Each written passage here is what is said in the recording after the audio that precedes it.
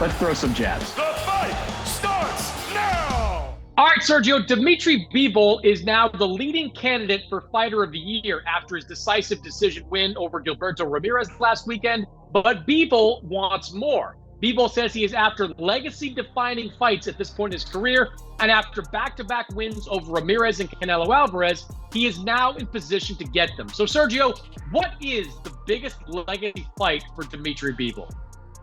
Artur Beterbiev, Chris Mannix. I think that's the legacy fight for Dmitry Bivol. And Bivol's chasing him, man. You gotta love the fact that he's chasing the unified champion, a man that's knocked out everyone they put in front of him. Beterbiev, 18 wins, 18 knockouts. Scary as they come, and Bivol wants that, man. I love it.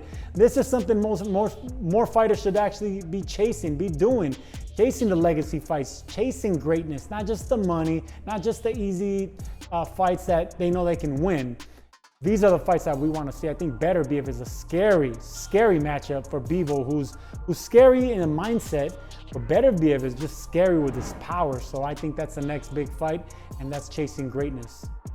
All right, don't get me wrong. I love an Artur Beterbiev fight. It is one of the best fights that can be made in boxing, and it would solve the problem of Undisputed at 175 pounds. But I'll tell you what, I think a Canelo Alvarez rematch is a bigger legacy fight for Dmitry Bivol, and I think he should do it at 168 pounds. Do you know how many undisputed champions in the four-belt era there have been in men's boxing?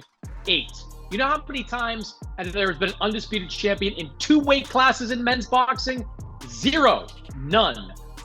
Dmitry Bivol is in a unique position where he could actually become the undisputed champion in 2 weight classes in 2 fights in 1 year. Dmitry Bivol drops down to 168 for his next fight, and he fights Canelo Alvarez. He could fight Alvarez for all 4 belts at 168, and if he wins, he's undisputed.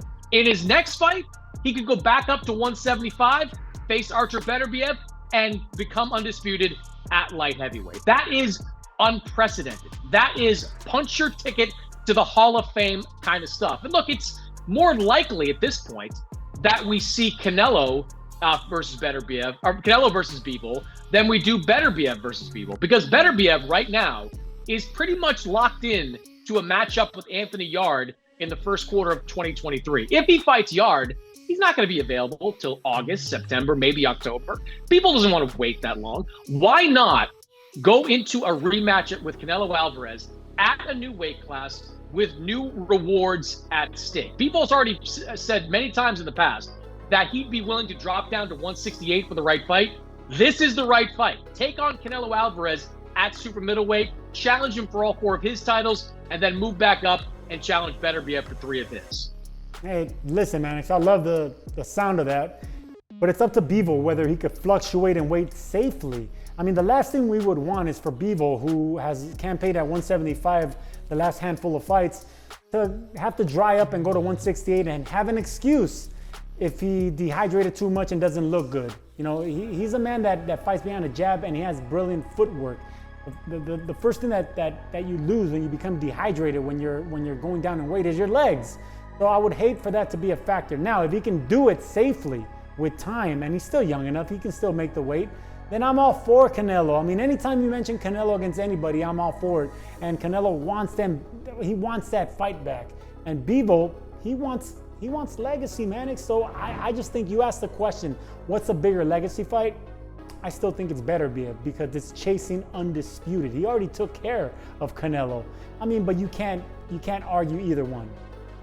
Yeah, but he'd be chasing undisputed at super middleweight as well, and he'd be able to do it in just one fight. And you're overlooking the greater point, is that Beterbiev is unlikely to be available. I was told explicitly by top rank officials that this Wait, Mannix, but Canelo is not available either. I mean, he just had surgery, on his wrist? He's not going to be available surgery on his wrist. He had surgery. That's not true. He had surgery on his wrist. I talked to Eddie Hearn about this. Eddie Hearn talked to Canelo. He said Canelo told me to be back at full training by the end of December, and he would theoretically be ready to go in May. So that fight could be available to Bivol in May. I don't believe the Better BF fight is going to be there. I think he's going to fight Anthony Yard over in the UK. And equally as important, can you really count on Artur Beterbiev to be available? Like, the guy has had to withdraw from several fights due to injury issues. If Canelo Alvarez is there, and if the fight's available at 168 pounds, I think you do it. You make a huge payday, and you put yourself in position to become a 4-belt champion in 2 weight classes in 2 fights. Listen, like I said again, I love the sound of that if it happens. When we know this is boxing where, everything that we think is going to happen doesn't happen.